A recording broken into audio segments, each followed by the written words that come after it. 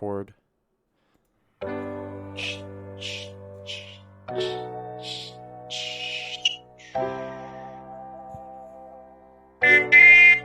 Easy music.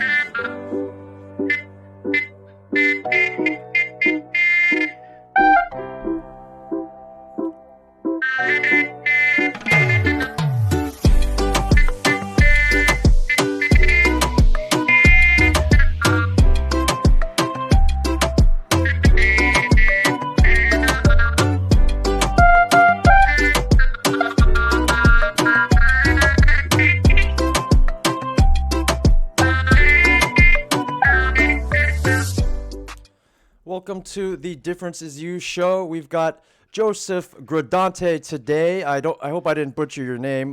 We haven't spoken before today. Did I pronounce your name right, Joseph? You did. That is correct. Okay, awesome. So, what I do know about Joseph is you're in the SaaS, and for the audience that don't know what SaaS stands for, it's software as a service industry. But I don't know what you do, so why don't you introduce yourself to the audience today? All right, I'm Joseph.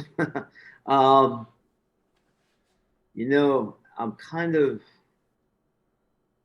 private, I guess, in that sense, because I got a couple of things going on. I don't feel well. I just incorporated as all weather fintech. I just launched that. I just raised some pre-seed. Okay. But I'm not. Um, I love fintech products. Okay. I love marketing products, sales engagement products. And my background in finance, I like to look for equilibrium Okay. in the decisions I make, that I hedge everything. Focused on the sales position with a company that I think has the best marketing software and the best CRM. I think they've really optimized analytics with UI, UX. Okay. But then I'm also kind of hedging my thing by getting involved in the fintech game. I just think it's barely been tapped into. Probably, 1%. We're going through this fourth turning Okay. right now in society.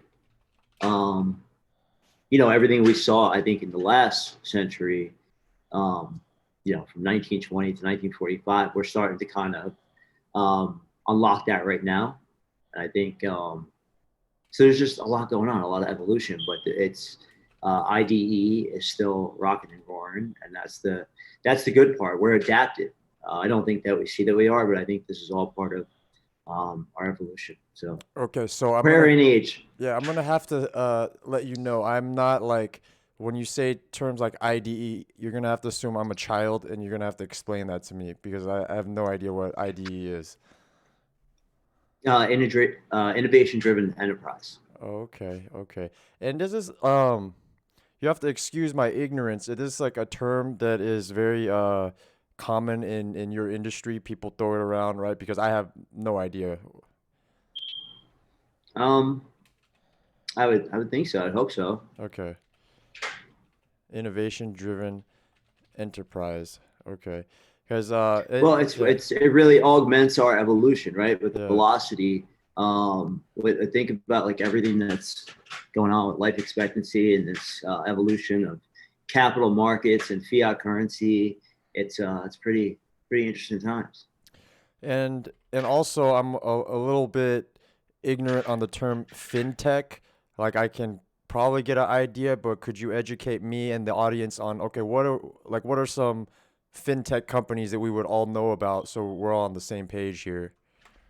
Yeah, Robinhood, Okay, there we go. um, Gotcha. Okay. Acorns, Stash, M1.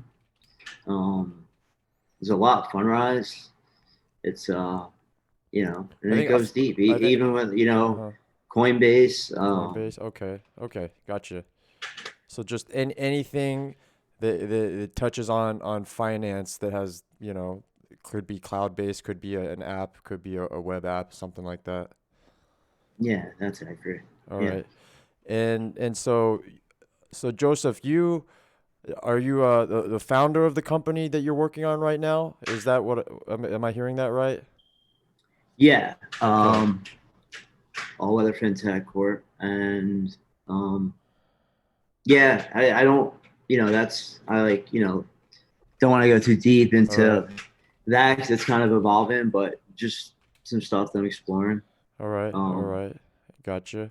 Well, are we gonna be seeing you on the news anytime soon? Like next no, I next. don't think so. No, Okay. I'm not. I think I'm just thinking of the long game. That's all. I see. Gotcha. Gotcha. Yeah. And tell us a There's a little bit. lot, Yeah. like I said, there's a lot of change going to happen. Change creates opportunity.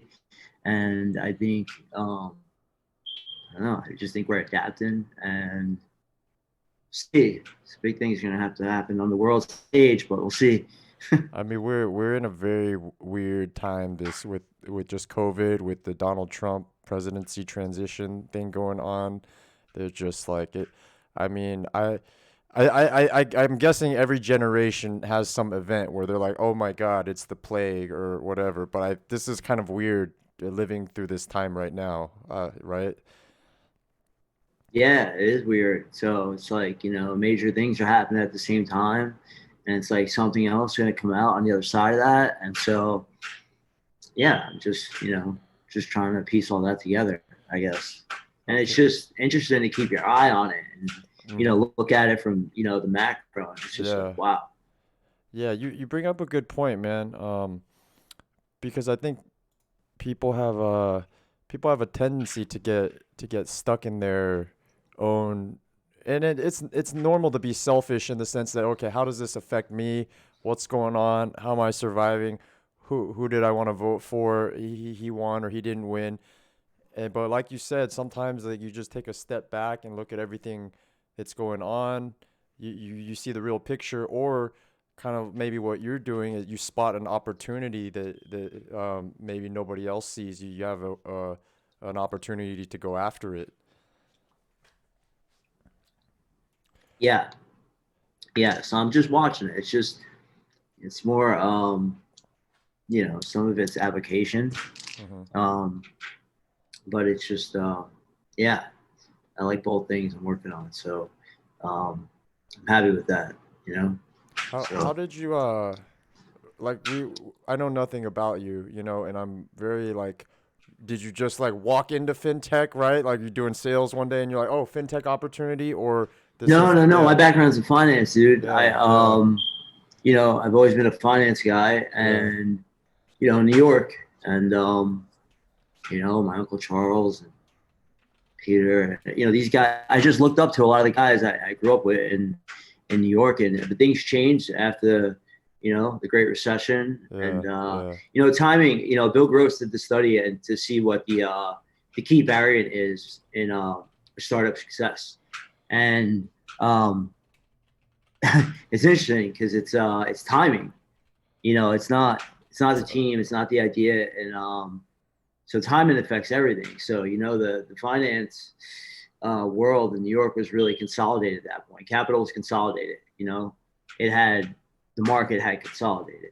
It was like a game of musical chairs on the sell side. Hmm. Um, so yeah, but then I started out trying to do the App Academy and coding, but that was never going to be my thing because it's like Hmm. I'd rather take technical acumen and really extrapolate it into colloquial vernacular and um, so yeah, so that's why the sales side Yeah. appealed to me, and I like the metrics of it, and I like look, there's a psychology to it, so it's fun. But the background of finance definitely helps. Yeah. Yeah. It wasn't the sunk cost. I think the time, as a whole, I don't think it was. So yeah. I try to say that, like, I mean, I was a economy major, and economics major, and so I'm familiar with the term sunk cost, and I try to live my life, looking at things like nothing is a sunk cost, because like even the times where I failed, right? I have to pull some kind of story from it, right? And bet at least like don't make that mistake again, right?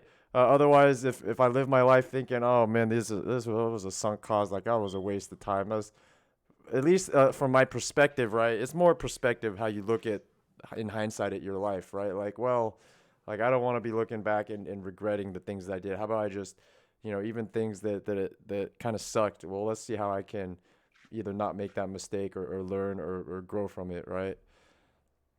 Mm. Yeah, I'm yeah, so you're more. Are you the programmer or coder in your company, or you just know enough to be dangerous, or where do you kind of fit in yeah. the I big think picture? I think I just know enough. How it all kind of comes together. Yeah. Um, like I said, I look for the equilibrium and everything and the decisions I make. So you know, um, based on probability. So I think, uh, yeah. So yeah, no, it definitely wasn't. I worried that it was for a while, but I don't think it was. Hmm. So, but yeah. So what do you? What's your deal? Man, I wouldn't even know how to answer that question, brother. What's my deal? At some point in my life, I'm 37 years old, man. At some point in my life, I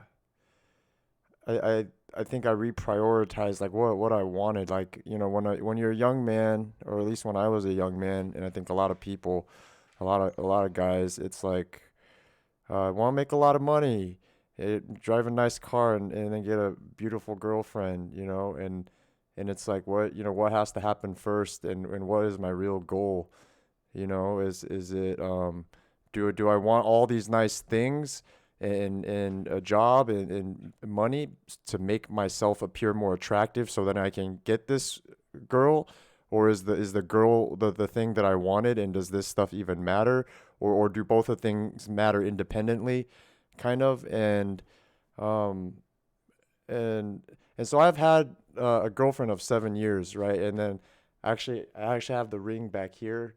It's not a big surprise. So I mean, she knows it's coming, right? She was involved in picking out the ring. But that being said, I'm set in my mind on my significant other, which and I wish everybody could have that sooner than later in life. I think uh, if you find your person that you want to be with, I think it makes a lot of things easier, because I think a lot of people kind of mistake their wants, their needs, and their goals, and even maybe consciously don't realize, like, a guy might not really connect why do I want to get a nice job and make money, and what he really wants is a girlfriend, right, or someone that finds him attractive. And so that being said, man, I'm not would I like more money? Sure, man, but I think at some point in the last 10 years I got over that. And I think, having a girlfriend in my life, it's not to say she doesn't want me to make more money too. Yeah, obviously she would like some nice things too, right? But and I want to make her happy. But as far as I think I'm just a lot more aligned. I'm not like lying to myself in my mind anymore. Like so maybe, and I'm speaking from experience too. Is like sometimes you don't know what you really want. When I was in real estate, I started I'm 37, so about 15 years ago. Was it 15, 16 years ago?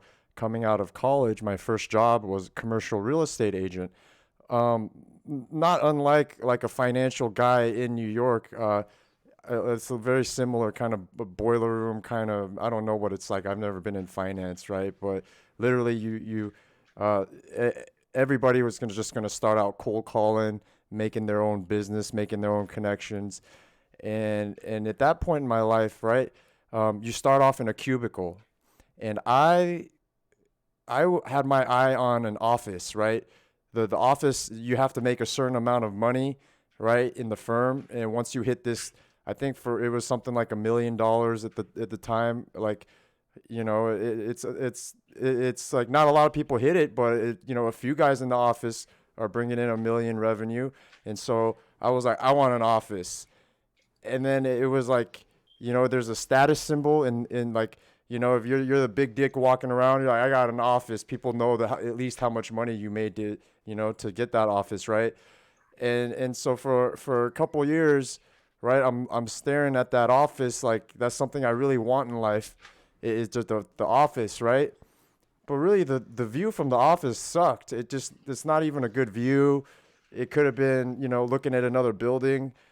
And then now I'm thinking back on it, like what the hell? Like how did like that's what I really wanted at that point in my life, And I don't know. You just kind of reminded me of that. When you asked me that open-ended question, what's your deal? Like, I don't even I don't even know how to answer that these days. I'm kind of just doing what like this podcast, right? It's because I want to do it. This like a painter might go home and paint. I have very little like artistic skills in the sense of I can't sing. There's not an instrument I really play. But I like doing this podcast. I can't explain it. It's kind of fun. I'm an introvert, and so I'm never meeting new people. This is like my only opportunity to even just like make new friends, meet new people, learn some new things. God, it must be cold there in New York, man. I'm sitting here in Southern California without my shirt on. you put, No, you I'm put, I'm in Oregon. oh, you're in No, when I Oregon. said New Oh, York, I'm from yeah, I'm in Lake Oswego. Yeah, I moved to the Pacific Northwest, man. okay.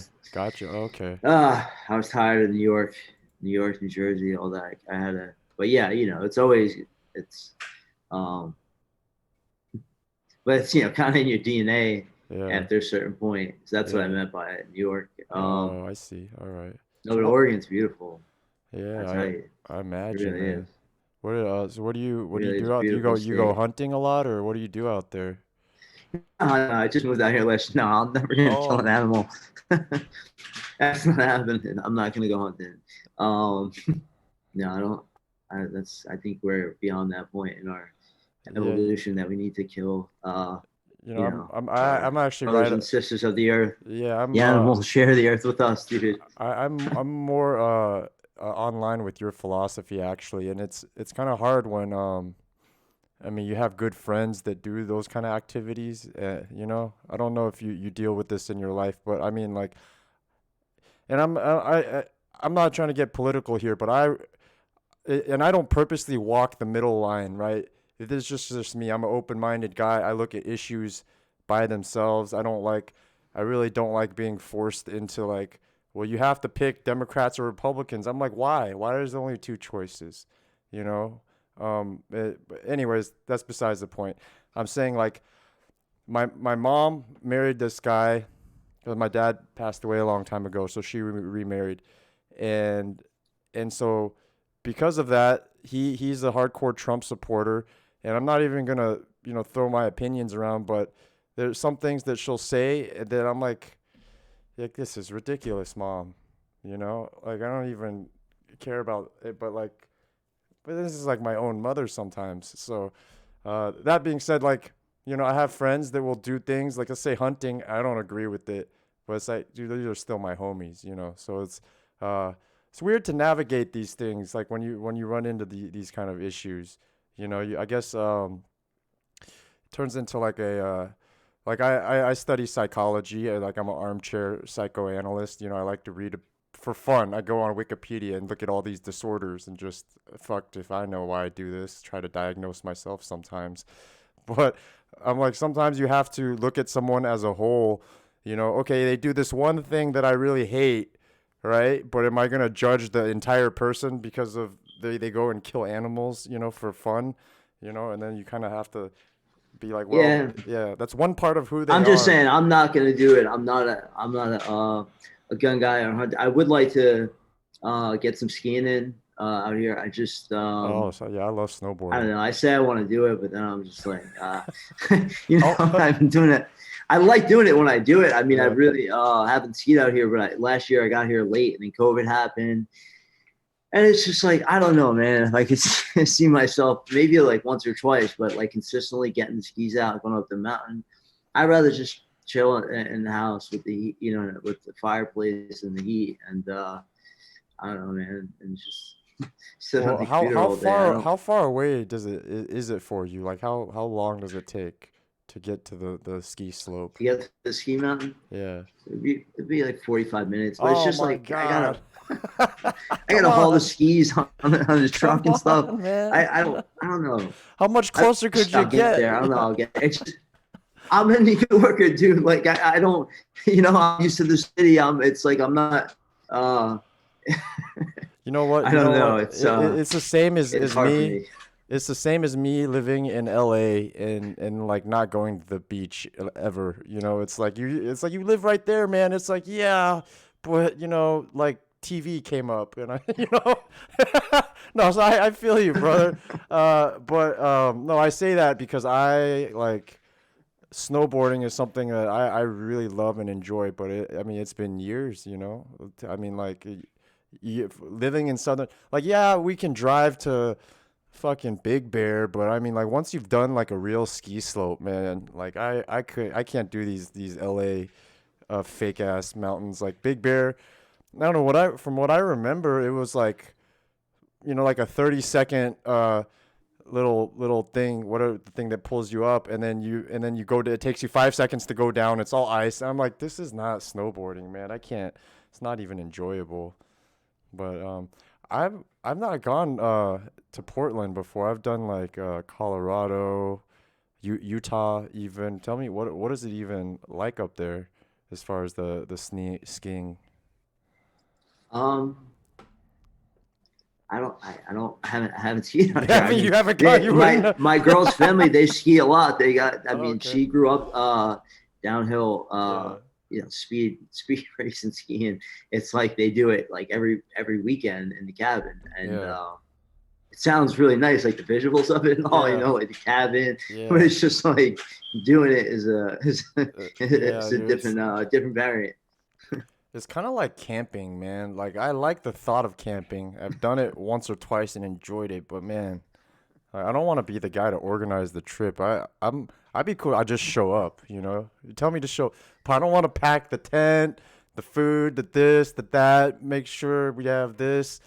Fucking, I can only. I mean, I would have to make a whole. I would have to put it in my project management tool and assign things to people, and be like, oh man, like the thought of camping. It actually, yeah. Like I haven't gone in years either. But then if you're like, hey, let's actually go, he'd be like, oh man, that sounds like a lot of work. I don't know if I mean, maybe if it's like in my backyard and I can just walk out there, pop a tent or something. But no, I feel you. When are you gonna do it, man? You went up there. You just moved out there. When are you finally gonna go skiing and check it out? And you know what? Like, and with COVID and everything, I now, especially because I've gotten so used to just being inside. It's like, I don't know. I was always, I always walked on concrete, and um, Mm, the city mm. kind of like insulates you. I don't know. It's just you get accustomed to a certain like way of living. And, to come out here, and now that I'm just still inside all the time, Mm-hmm. it's hard at this point in my life to become the avid, outdoors person. Mm. It's cool being up here, just living up here. You get to, experience it because you know, there's nothing like the Oregon landscape. So Were you smack it's dab really the next level. in Manhattan when you were in New York? Yeah, I grew up in the LES, lower Okay. deck. Wow, wow. I've visited New York one time. Damn, where did we? Stuytown. That's where we stayed. Uh, yeah, so we stayed in Stuytown, and I had a great time, man. I would love to go back. What do you miss most right now? Um, oh man, it's kind of I don't know. It's kind of a personal. I don't know. It's just a certain sense of mm, I don't know, comfortability, straightforwardness. I don't know of it's a different. Is it too I, quiet? Or you do I don't know. you? I miss Yeah, the New York. New York has its own flavor. You know what I mean? And yeah, it's just yeah, yeah. it's that's all. But Cause it's cool. It's here. It's just that people are different. They're a little like more like you know um, not as animated and engage in it sometimes. But Yeah, no, really nice people are yeah, different. But New Yorkers are like in your face, you know, and yeah, it's yeah. so it's just That's different. Just crazy. It's crazy. It's like you're in the same country, but you're literally as far that you could possibly get, and then because it's been so long, right? I live in Los Angeles now, but I'm originally from Texas. And then there was a stark contrast, and then I have visited New York. So, but it's weird how the energy, the feeling, it is different, and it's not until like I talk to someone like you that has just made this transition from one side of the country to the other that I actually realize again that there is different types of energy, and just it's different. And you just kind of reminded me of that, like it's kind of cool, like just seeing. And actually, I wanted to ask you. So this it sounds like this is a decision made for the girl, right? Because her family's here, right? So you're moving to so the girl can be close to her family, something like that. um, yeah, yeah. I guess that was a big part of it. Mm-hmm. That was a big part of it. You know, just I always, I like the rain. I like the rain a lot. I like good air. Mm-hmm. It's a big part of your health. Mm-hmm. I like the cool weather. It gets cold here, but you're not like dealing with snow, and it rains a lot. And I like the rain because Okay. the rain chills things out. Things are peaceful when it's raining. Nature loves it. You see that the trees love it. They love Yeah. nourishment, and then you get it's just raining is like a gift from God. Look at global warming and what it's doing to our planet. Like we don't, uh, you know, you have to seek out colder environments for quality of life. Mm. Are you the kind of guy that likes to go out and jog in the rain? No, I don't like that. I like to drink lattes, dude, and just watch the rain. And Nice. Do you play any poker? uh, I play a little spades, Okay. though I'm not really like when I was younger. I was coordinated and I played spades well. I got to be honest with you, like uh, I was in Texas and like we might have we tied these kids in the game, and I kind of messed up in the game. My skills of so yeah, but I used to mess with spades a little bit. Yeah. Not Um, Poker, I played one tournament and I won the tournament. I think it was like Texas Hold'em or something. I played at a Thanksgiving tournament and I won. I never played before ever in my life. I Just was like, and I wanted to go out with a 1-0 record, so I never played again. dude, so you're batting 1,000 in poker. Yeah. That's awesome, man. What was this just with friends, or was this like an actual like a tournament It, tournament? it was like yeah, some friends and family in Staten Island. They had a little thing for Thanksgiving. I don't Hmm. know, maybe it was like 12 guys or something. And I just kind of I winged it. Well, And they were like, they thought I was some mastermind. I mean, you might be. I mean, It felt so good. It was random luck. like, cause you talk about equilibrium, and poker these days has got to a level at which it's not fun anymore because they literally have literally computers running out the scenarios, and whoever can play closest to literally equilibrium game theory, and then so you have the top guys now literally playing like robots, and it's become almost like a lot of people don't like it anymore because it's like there's no more raw, let's just read the guy and see if he's bluffing. Because the best players in the world almost have no emotions. They're just like, well, I do this at this frequency, and so I'm just going to look at the hand on the clock, and whatever the second hand on the clock, if it hits an odd number, then I'm going to do this. That's kind of how the games evolve to these days. But I thought like a lot of people that are like good number crunchers and like will kind of flock to poker, but they'll make a lot more money in the finance industry because poker is just like it's just not a good way to make money. Yeah, I mean, yeah, I can only, um, in markets, with capital markets, you're incentivized. Like Yeah. you have to, to me, it's worth it's worth the time investment. It's worth the opportunity cost to put your time and effort into that subject matter because it will pay dividends. Uh, to your quality of life. A game of poker, I don't think is a is a viable career path. So it's not where I'm gonna put the majority of my time. I mean, I So mean, it's like, I mean, for the everything most, is yeah, time. yeah, It's it like really if we is. had infinite time, we'd all be experts on everything. It's just like you got to pick and choose where you're gonna apply that effort. I don't know, man. I'm pretty lazy. If I had infinite time, I might just waste it. I might be an expert at Netflix. That's about it. So this was very interesting because, when I had asked you if you had a megaphone, what is the message you would spread, and yeah, a lot of people will at that point give a selfless answer, like some cause that's not outside of what they do for a living. And your answer was, Joseph says, I'd spread love and progressive innovation, not hate and regression. And I think everyone can kind of understand that, but I'm more curious, like where does this come from? Is there like some personal experience in your life, or is this like just what you see going on in the world, or has this just been a value that you were raised with and you've always had?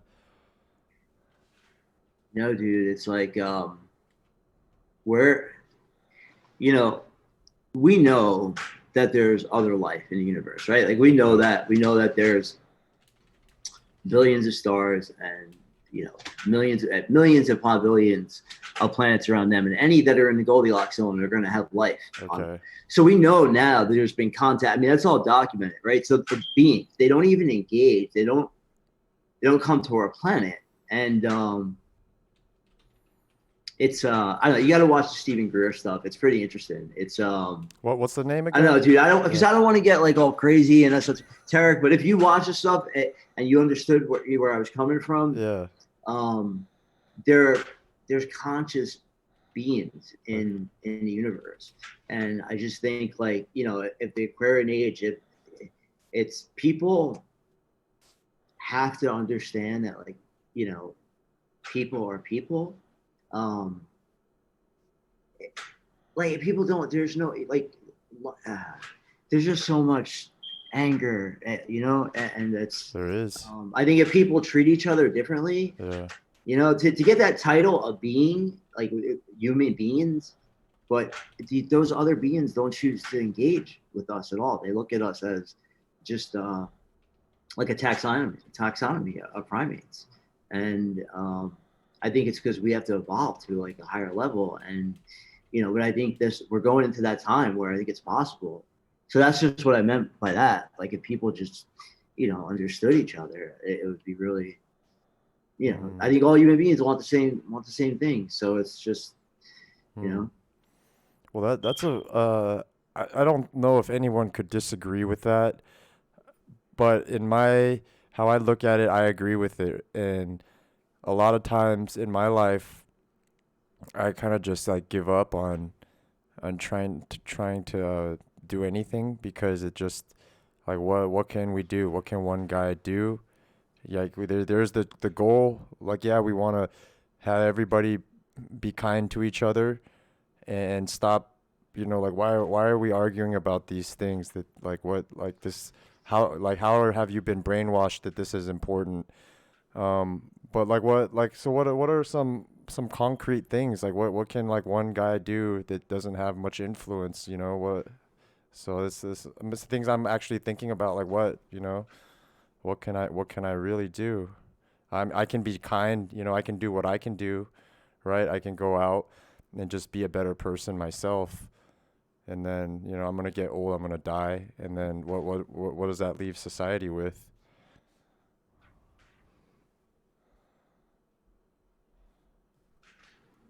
yeah. So I just it's I don't know. So that's just what I meant by that. Like, there's kind of like it would be chill if there was like an evolution, like in the, kind of like I don't know, just in the overall atmosphere, to positivity. It's been really negative for a long time. And I never really thought about thought about it that way, and until you bring it up, like, is it America, or is this like a worldwide? Because and I asked that because I read this article the other day where I don't know if it's Cuba or one of these South American. It's definitely not America. It's a country south of America. I think we're talking about it's either Brazil or Cuba. It might be Brazil. Anyways, the where the females, the girls, they come that are raised right. They're very no. It was a TED talk. It was a TED talk of a woman that was talking about attraction, and the TED talk was on attraction, and she was talking and she referenced girls in either Brazil or Cuba, and how these girls are raised to be very expressive, and and then males and females in those countries, like the males openly hit on these girls in the street. The girls love it. They like the attention, and that's their culture. And whereas in America, right, like, they might call the cops on you for that same kind of behavior. Like you cat call on the street, like, hey, what's up, and then the girls are like, go to hell.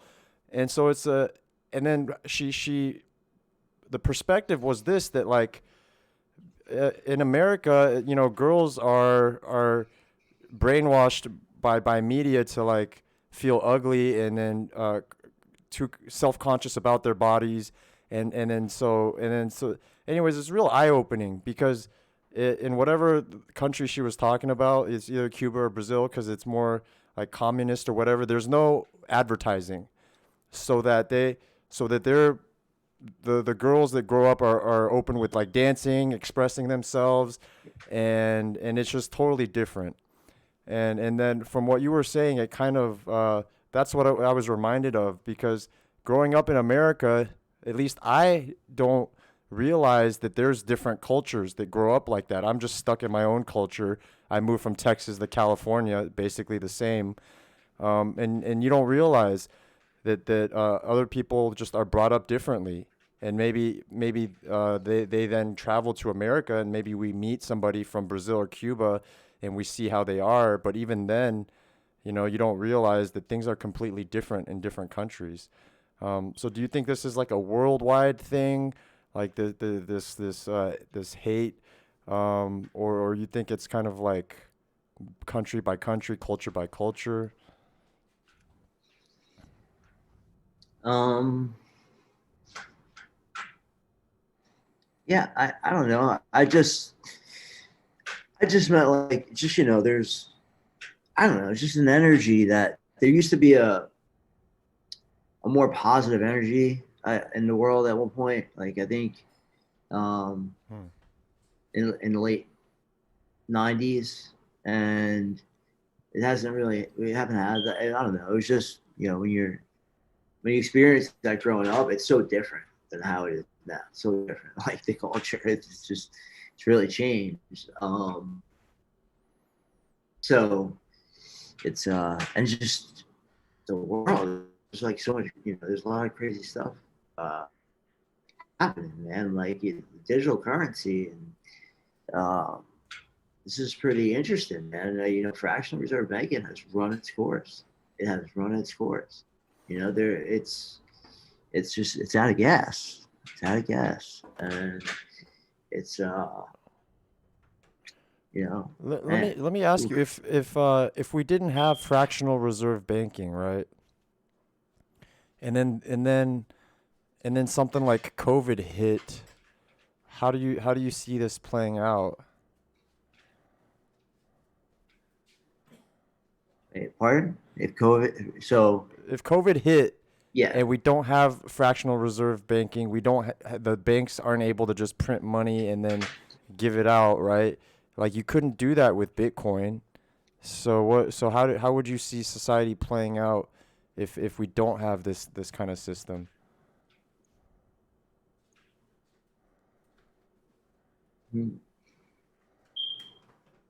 it's interesting because I am a monetarist. I really am. I'm a monetarist, but I just think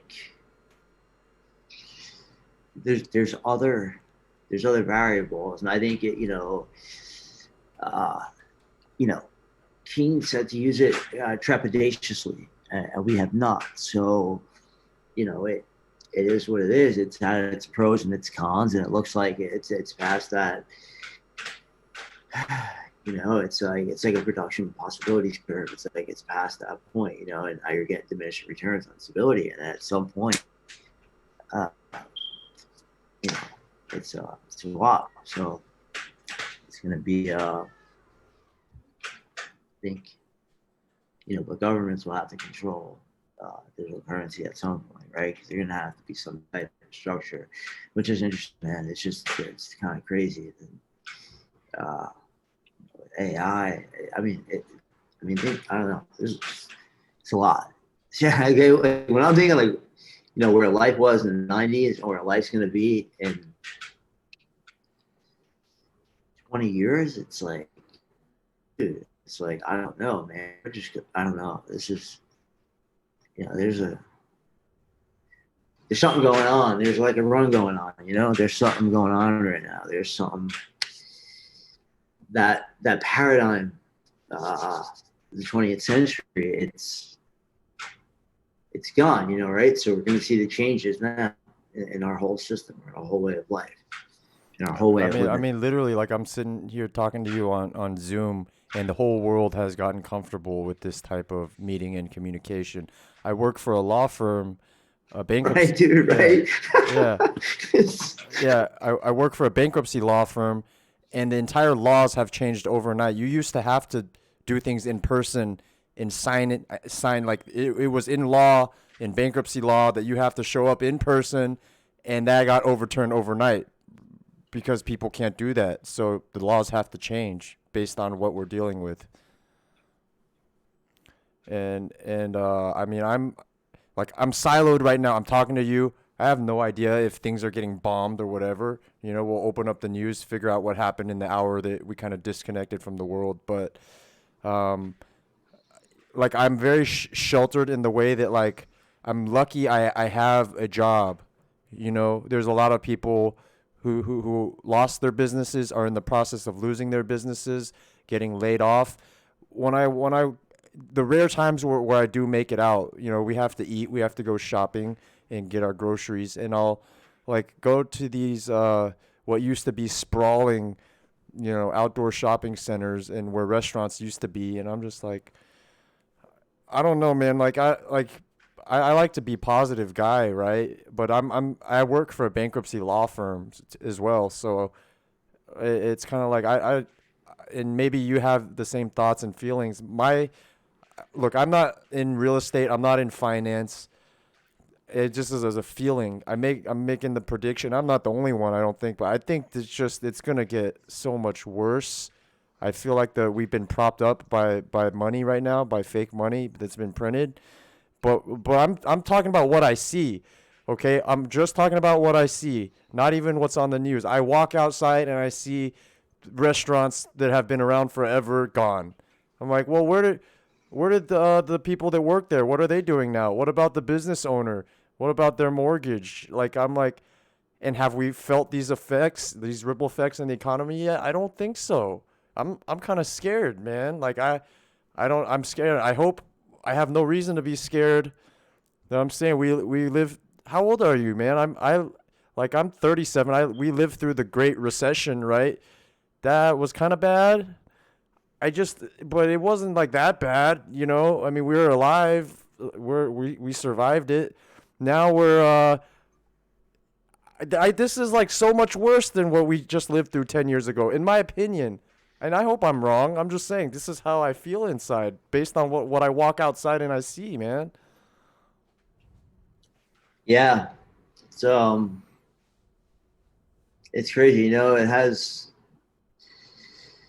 it's just different, we have no control over it. So it's like, I try not even to think about it. It's just like, it is what it is. And it is what it is, right? it's just I'm just going to do my own thing, man. Oh, I have to wear a mask. Okay. I'll get you fine. Go wear the mask. Oh, I'm not allowed to leave the house. I guess I'll stay inside. All right. Yeah. It's just like, I don't know, man. My mind is only capable of like I can't do that to it. To let that take up space in my head. I'm just that's a mind warp, man. It's a So mind warp. um, it is. I, it really is. But there's some good stuff going on, and software. There's some like killer brands out there that are really doing their thing. I think they offer a lot of hope. You know, you have brands that are really different, man. Well, Brands well, like HubSpot. you might assume that like I'm more familiar with some of these things than I or the audience, somebody watching this might be, right? Like I've barely even signed up for Robinhood. Like literally, I didn't finish my account. Like I signed up with my email, and this was just maybe like 5 or 6 weeks ago. But because you have to upload your driver's license and I don't know, man, a social security card, whatever. I didn't finish the process because they have to verify who you are. That being said, the other ones that you listed between Robinhood and Coinbase, I that's the first time I ever heard of them. Like Acorn, Stash, M1, these might be super familiar to you, but I am a noob. Are there other programs that should be on my radar or anybody watching this? Like, hey man, you got to check out these companies, man. They're doing something cool. Well, those are the fintech companies I like, and then there's uh, sales enablement companies I like too. You got HubSpot and Course HubSpot. AI and Clearbit. Um, yeah, HubSpot is top of the heap. Top of the heap. I'm Just they're familiar with. I different. was a They're HubSpot. different. I was a HubSpot partner 3 years ago when I was trying to start my marketing company. So, man, and I'm just and Yeah, then I I love t- HubSpot. and I took a break from marketing for a couple years, and I got back into it this year. And so I'm just rediscovering, let's say, in the last 2 years, what has come out. What I do know about HubSpot is that it's expensive, right? So what are some of the cheaper competitors that have come out since I've been out of the game for 3 years, right?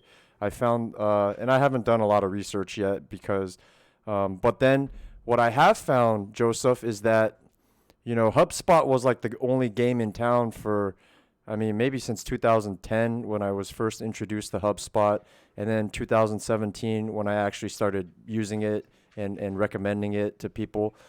To now, I see like, HubSpot was, I don't know if they copied somebody or they were on the forefront of that marketing automation, right? But now I see a lot of niched, like for example, the bankruptcy law firm that I work for, there's a program called Lawmatics, which is basically a HubSpot built for law firms, right? And then so I see a lot of this going on now where you have like a generalized HubSpot like platform, but you have to customize it so much for the application, then that opens up new opportunities maybe for someone like you to go in, hey man, I could put together and we could just dominate this one niche, right? Something like that. But I see a lot of that going on, and that with the advent of technology and people becoming more familiar, like you said, timing. I don't know if you and I watched the same TED talk or if that was the guy. Did you say Bill Gross or something?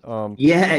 That was. I think it was a TED Talk. I think it was a TED Talk. I saw that he was like, yeah, I analyzed all these startup companies, and you would think that it was the money or this, but no, it's the timing, and that blew my mind. Yeah, I was like, that you're right, man, because like the best idea 10 years ago would have failed.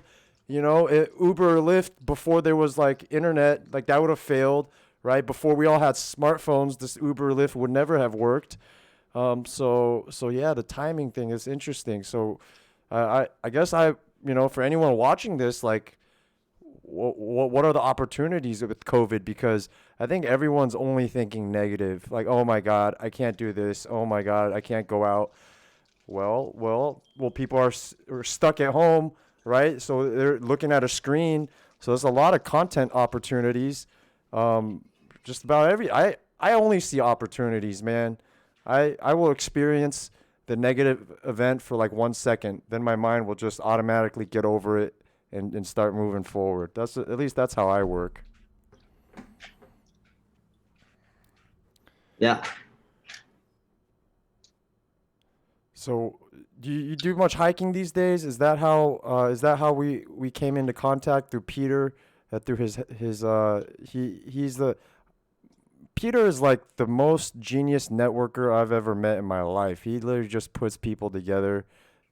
Some like have no idea how I meet some of these people that he puts me in touch with.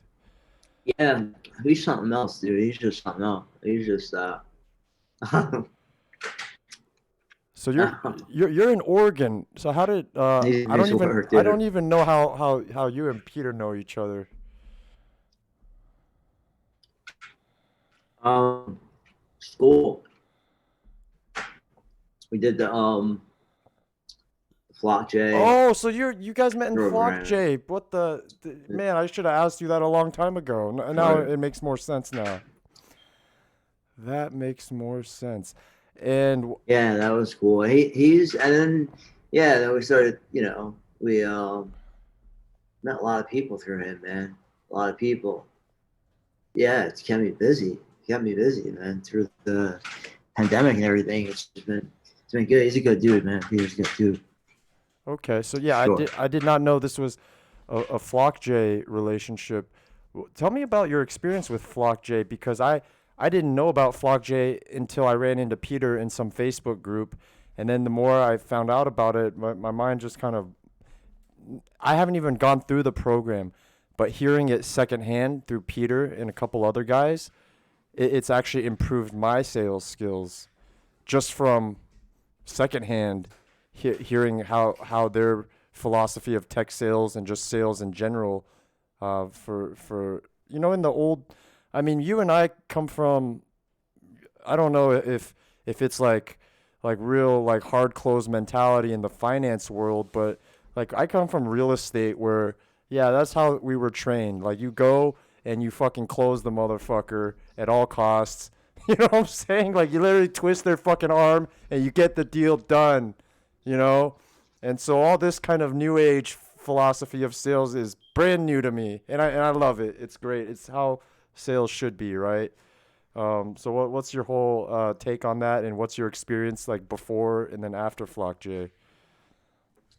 Uh, yeah, Flock J was definitely like they give you, there's a foundation you need. You need a foundation, and it's in, a lot of people, come from different backgrounds. So it's like, software is changing every day, and they really adapt them to the right mindset. There's a mindset necessary, and they get you at that level. And it's a lot. It's a hard job going into a BDR job. So, um, they make them. You know what I mean? They get them there. They get them at that temperament. Really, really. Yeah. And what was your sales experience before walking into this program? Um. Yeah, I've had some complex. It's weird, dude. It's just weird, man. I was not trying to go into sales or anything like that in Mm-hmm. finance, and it that's what was there. That's where the opportunities were, and I was frustrated with that in finance. Like, man, I wanted to trade. I saw the glory days of the sales traders Mm-hmm. Mm-hmm. on Wall Street, and like, that was like the thing in New York, man. Sales traders on Wall Street. That was the Mm-hmm. chill life, and but it was gone by the time I got out of school. That was gone. That ship had sailed. So I was doing sales, and then I don't know why I didn't even see it as like, like I didn't really want to pursue it as an opportunity. I don't know why. I had to be crazy, but I don't know. It's just because what had been ingrained in my Mm-hmm. in my head for a long time as to what success looks like. Mm-hmm. Where I think sales is really about, it's not about selling like cars to people. It's not like selling ice and Eskimo. It's about really trying to help people. Like sales Mm-hmm. is essential to helping entrepreneurs like achieve their dreams. Like it's a Mm-hmm. part of, you're improving people's lives. Like, particularly if you sell something you love and you believe in and you know it helps people, Mm-hmm. I just think, if you truly believe in what you sell, then you're more of a, you're more of a solutions guy. You're there to kind of, help people get over the hurdles. That's the responsibility. To understand what's going on in their day. You know what I mean? Yeah. Yeah. And I think so. I don't know. So sales is cool, because Hmm. it's more about it's more there's a psychological element to it. I think the most important part, I mean, that was really great, just simplifying it in a few statements. The one that hit me the hardest was believing in what you sell. Because I don't think I've ever been there um, up until now. But as like let's say for the last 16 years of my professional career, just as a salesperson, as a marketer, uh, and marketing and sales for me is the same thing, right? Marketing is just sales is 1 to 1. Marketing is like 1 to 100 or 1,000, right?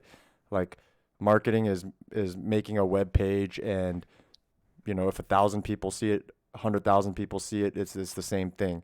So it's just like as a salesperson, you kind of evolve into a marketer. Maybe you don't, but so anyways, as a marketer though, I was like, I would help this guy with his business, help this guy. And for the most part, you feel like a mercenary, or at least I felt like a mercenary. It's like they pay me money, I help them get more leads. Maybe their reviews suck. And what am I supposed to do? They've hired me and they have like the worst reviews on Yelp, and they expect me to perform magic. And I'm just like, it's a very soul draining and soul crushing. As far as my own sales and marketing journey has been, this is why I literally got out of the business. I had vowed never to do sales and marketing again, and I think I have to qualify that because I'm doing sales and marketing for a bankruptcy law firm now. That this is my good college friend, and pledge bro, and just timing, like you said, we keep coming back to the theme of timing, right? The timing was good. I needed a new job. Like I was just didn't like the one that I was at. I personally need to file for bankruptcy. I actually reached out to my friend to inquire because I see marriage soon. And as you might know, um, when you legally get married, your finances and everything are now shared. I didn't want my horrible financial situation to like screw up my girlfriend's credit or my future wife, right? So anyway, one thing led to another. I really believe in what he's doing. He's literally helping people through like the worst times of their life and helping them get back on track. And plus, his reviews are all like 5 star. When do you ever walk into an attorney with like 5 star reviews across the board? This is my good buddy. So I don't. But as far as marketing and sales for anybody else as a career, I'm done, man. I don't because of the things that we were talking about. It's generally not like you'll be lucky, man. Like Flock J, good group. Like whatever the job opportunity you get through them, I'm gonna imagine it's a really good situation. Like they put you with a good company, that the product that you believe in it, you love to sell. That hasn't been my experience, man. I have not gotten that lucky in terms of the companies I've gotten with it. At the times in my life, it was just like I needed a job. Oh, there's a sales, and I'll go, and I'll end up leaving because I'm like, well, these fuckers are liars, and I'm selling like a horrible service, and then how are you supposed to come to terms psychologically with that? It's like I have to sell this to survive, right? But then again, this company is full of shit, so then I leave, and then I find another sales job, and then don't like that company, right?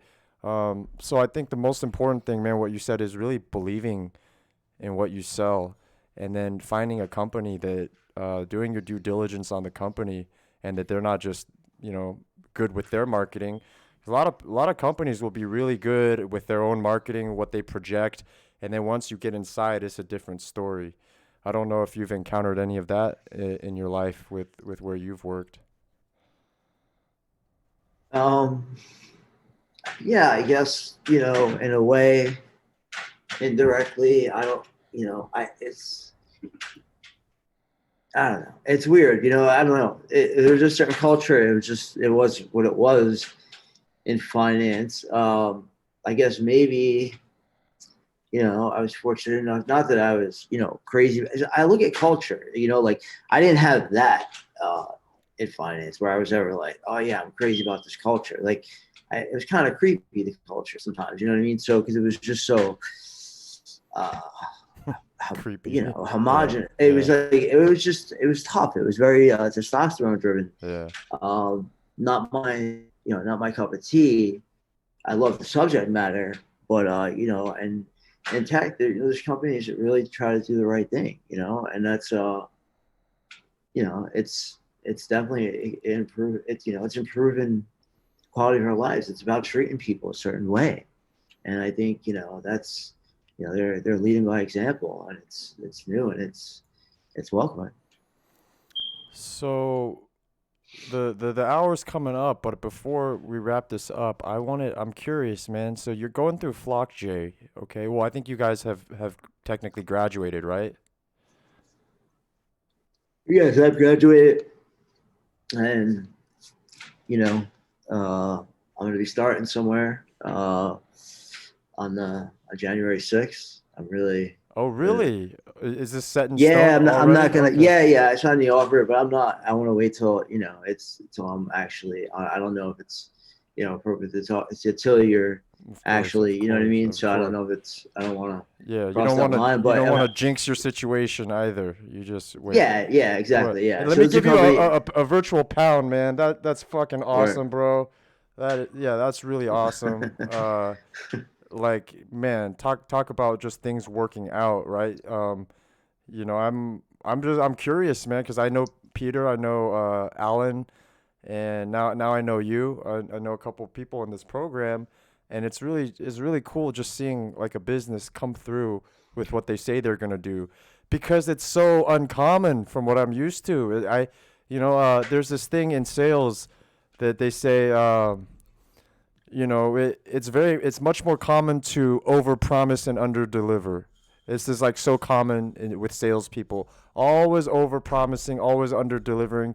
So to actually see like a company come through, like it's a fulfilling feeling to know that this is happening in the world, right? Every time I use a product or a service, or let's say a spray bottle that says it does this, and then it actually does that, I'm actually surprised. Like this is the world that we live in, where when something actually works as advertised, like I'm surprised, and it shouldn't be that way. All right, like just tying back into your theme of like, I wish there was like more love and less hate. I wish there was more honesty in the world. I wish there was less marketing and more just, this is what we do, and then this is how it is. There's no lying. There's no fluff, right? Yeah. Yep. But so I'm gonna roll the outro credits is gonna roll for like let's see, a minute maybe. Yeah, and then we could do whatever. We just If you finish out the say minute. But so. so that's cool. So you have your own side hustle on the side, and you're gonna hedge your bet like you were talking about at the beginning with this new job, or Oh yeah, no, the other way around. Like I wanna. This is like If you this company. I really, love this company, so like really I wanna. wanna know, That's click that's what I'm subscribe. going for. It's just that it's like If you in your free time, it's good to listener wanna know what's going on, it's good to put click even your free subscribe. time to things you're passionate Like and about. You know what I mean? I think that's a subscribe good way to kind of like live your before I life. Like bust into a you don't rap. want to waste time. You know what I mean? So Cat tap, mat sat, black it's hat, cool to just fat put your lap. focus on something in your free time that you like play Just around with. click And I think with this new way of subscribe. life that we live.